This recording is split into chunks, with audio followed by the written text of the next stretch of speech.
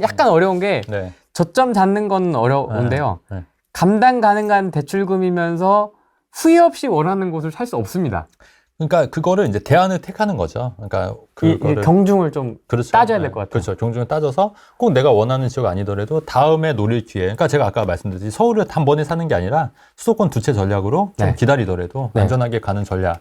이런 게 좀 필요하다는 얘기예요. 그러니까 이게 그 설명을 좀 조금 더 해주시면 좋을 것 같은데, 어떤 제가 거요? 그 네. 질문 요새 많이 받거든요. 네네. 요새 시장이 막 이러니까 네. 제 주변 지인 이제 유튜브조차도 안 보는, 아예 네네. 관심이 없는 사람들 있잖아요. 네네네. 그 사람들이 이제 결혼을 하고 애를 갖다 보니까 이제 네. 집에 대한 욕구가 좀 많이 늘어나나 봐요. 그렇죠. 네. 그래서 이제 실거주, 그러니까 투자는 뭐 입으로 꺼내지도 않고 네네. 실거주를 어떻게 언제 마련해야 되냐, 근데 네네. 돈이 많이 모자라고 네네. 요새 특례보금자리가 있긴 한데 이게 일반형으로 해도 4%대잖아요. 네네네. 이것도 만만치가 않은 거죠. 5억짜리를 해도 80% 하면 4억인데. 그렇게 대출받으면 안 돼요. 네, 그게 안 되잖아요, 네. 사실. 네. 그러니까 이 현실적으로 좀 쉽지 않은 부분들이 네. 있다 하는데 네네. 이분들에게 좀 조언을 해주신다면. 그러니까 만약에 갖고 있는 자산이 얼마인 거예요? 1억이에요? 1억을 이제 모을 예정인 거죠. 1억을? 한 1년 정도 바짝 해서. 그러니까 제 생각은 그냥 좀 유망한 단지 있지 않습니까? 본인은 월세 사시고, 월세로. 월세 사시고요.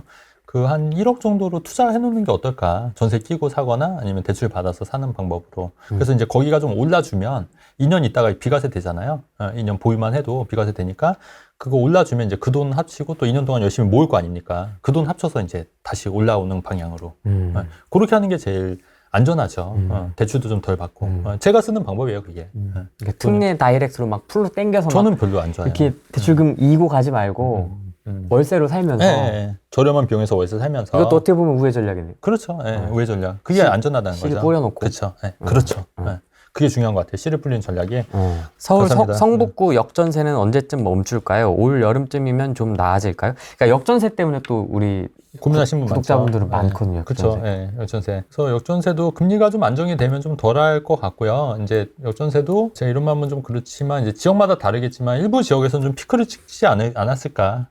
왜냐하면 또 송파 헬리오시티 같은 경우 13억에서 8억까지 떨어졌으면 진짜 많이 떨어진 거잖아요. 근데 여기서 더 떨어질까 저는 좀 그런 생각이 좀 들고, 물론 더 떨어질 수도 있는데 좀 피크를 찍지 않았을까. 그리고 우리가 항상 하는 게 뭐냐면, 제가 투자를 오래 해보니까 느끼는 건 게 뭐냐면 가장 공포스러울 때 들어가야지 진짜 위너예요. 가장 공포스러울 때. 그러면 우리가 한번 돌이켜보면 가장 공포스러웠을 때가 언제였어요? 작년 11월, 12월였어요. 작년에. 그렇죠. 그때 주식이든 부동산이든 들어가시는 분들은 지금 그래도 나쁘지 않다.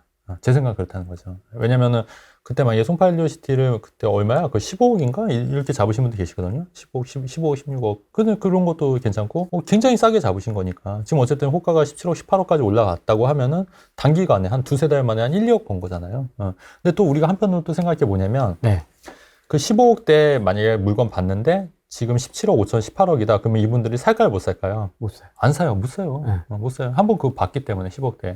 그러면 이게 결국은 못 사는 거예요. 그래서 우리가 타이밍 잡기가 굉장히 어려운 거예요. 타이밍 잡기가. 실제로. 그러니까 내가 5천만 원만 더 올라도 못 산다니까, 사람이. 1,000만 원만 올라도 못 살걸요. 1,000만 원만. 그렇게 해서 계약 깨진 경우는 되게 많아요. 매수하러 딱 갔더니 집주인이 나 1,000만 원 안 올리면 계약 안 해. 그래? 하지 마. 근데 나중에 이게 10억이 오르는 거예요. 그런 경험 되게 많잖아요, 사례가. 근데 그 사람 심리가 요 작은 거에 대해서 또 되게 크게 느껴지거든요, 누구나. 그래서 투자가 어려운 거예요. 사실은 투자가 어려운 게 이런 심리가 우리 마음이 우리 이게 본능에 따르기 때문에 우리 어려운 거예요. 그러니까 역행하기 때문에. 그러니까 우리도 다이어트도 똑같은 게, 사실 안 먹고 운동 많이 하면은 살 빠지는 거 맞거든요. 근데 그게 어렵잖아요. 어렵잖아요, 다이어트도. 먹고 싶으니까 그걸 참아야 되니까. 투자도 내가 딱 올랐을 때 딱 절제할 줄 알아야 되는데 그게 힘들잖아요. 계속 가고 싶고. 계속 가고 싶으니까 그러다 망하는 거고. 근데 공포일 때 내가 딱 사야 되는데 그거 어렵잖아요, 그게. 어렵잖아요. 해보니까 어렵잖아요. 해보니까 말로만 하는 게 아니라 여러분 진짜 돈 갖고 한번 해보면 어렵잖아요. 그러니까 어렵다는, 투자가. 근데 이거를 이겨내야지 투자자로서 성장할 수 있다. 근데 저는 왜 이렇게 잘 알면서 왜 이 모양으로 사냐 이렇게 말씀하시는데, 그럴 수 있잖아요. 물론 저도 이제 되는데, 제가 이런 원리를 다 알면은 훨씬 더 수백억, 수천억대 부자가 됐어야 되잖아요. 저도. 그잖아요. 이 원리를 아니까, 투자를 했으니까. 근데 저도 그래서 조금씩 하기 때문에, 조금씩 길게. 가늘고 길게. 하지만 큰 실패 없이 그래도 하고 있다. 가늘고 길게. 그래도 남보다는 그래도 무일푼으로 시작한 것 치고는 그래도 경제적 자유를 어느 정도는 그래도 많이 윤택하게 하고 있다. 그런 거죠. 그렇다고 뭐 제가 수백억 부자는 아니고 수천 부자는 아니지만. 예. 근데 대표님 초반엔 빌라 그러니까 돈이 없을 때 네, 네. 빌라 투자하고 막 그럴 때 네. 그때는 되게 열정적으로 하지 않으셨어요? 어떤 거요? 지금도 열정적으로 해요. 투자를 막 이렇게 적극적으로 막 아니, 지금도 열정적으로 하고 있다니까. 아니, 사고 팔고 막 이런 거를 막 굉장히 많이 하고 지금도 사고 파는 거 많이 해요. 그러니까 저는 그게 그때나 지금이나 이렇게 텐션이 비슷한 것 같아요. 아 그래요? 꾸준해요. 20대 때도 네, 20대 때도. 다만 그때는 이제 그 돈을 좀 더 아꼈죠. 그러니까 그때는 이제 종잣돈을 모아야 되기 때문에 그 돈을 좀 아끼고 했는데 지금은 돈을 그렇게 막 아끼는 건 아니고 이제 쓰고 싶은 거 다 쓰는 편이잖아요. 아시다시피.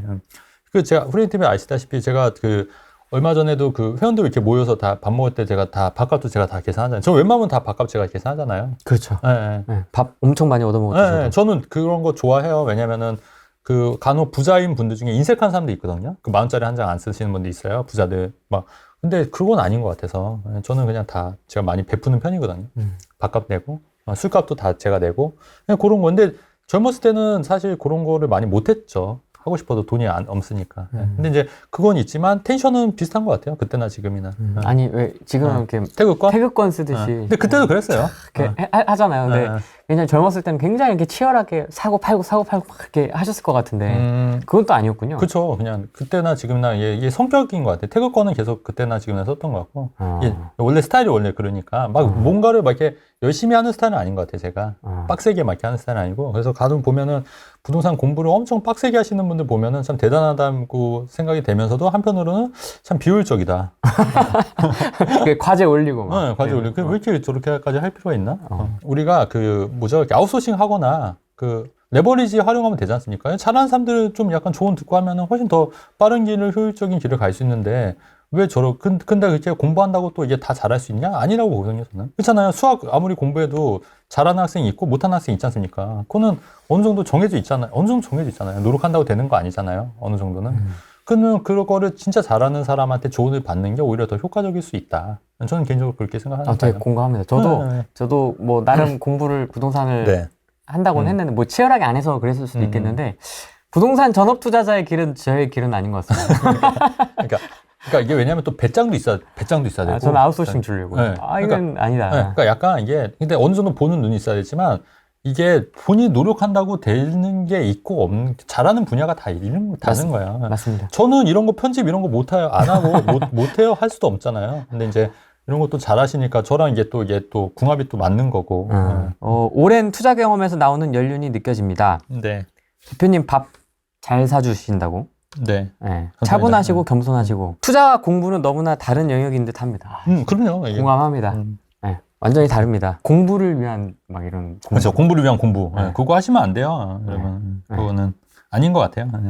근데 그렇게 하는 이유도 보면은 이제 제가 누차 말씀드린 거지만 강사들 입장에서 어쨌든 강의를 해서 이제 돈을 벌어야 되니까 계속 부족하다고 얘기하는 거예요. 이거 하면은 좀 부족합니다 하면 초급 듣고 중급 듣고 고급 듣고 실전반 듣고 그렇게 하다 보면 강의로만 몇 천만 원. 차라리 그 돈으로 투자를 하지.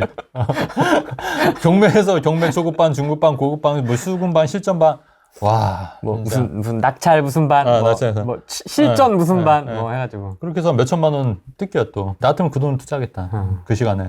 맛있는 거 먹고. 맛있는 거 먹고. 뭐 하는 건지 모르겠어. 아니 그렇게 해야 그 전문가한테 다가갈 수 있으니까 아웃소싱 하라면서요. 그러니까 아웃소싱을 위한 과정인 거죠. 근데 너무 비효율적인 것 같아요. 그렇죠. 너무 그냥 아니면 그냥 차라리 진짜 잘 아는 부동산 잘 하시는 동네 부동산 사장님이나 아니면 부동산 고수들 있어요. 은둔고수들. 그런데 어떻게 찾아가서 친해지는 게 더 낫지. 그건 아닌 것 같아요. 그럼 대표님을 아웃소싱 하려면 어떻게 해야 됩니까? 저희는 회원이죠. 멤버십 때도? 네, 멤버십. 근데 비싼 건 아니에요, 절대로. 진짜 비싼 건 아니에요.